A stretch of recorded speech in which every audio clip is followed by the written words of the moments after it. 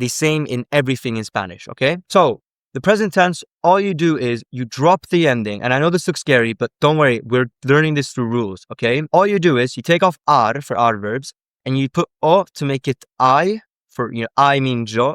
To make it you informal, you take off the ar and you put as. To make it he, she, it, or you formal, you take off the ar and put a. If you want to make it we, you take off the ar and put amos. And if you want to make it there, you guys, you take off the ar and put an. And then you can see for er and ir, it's just instead of a, use e.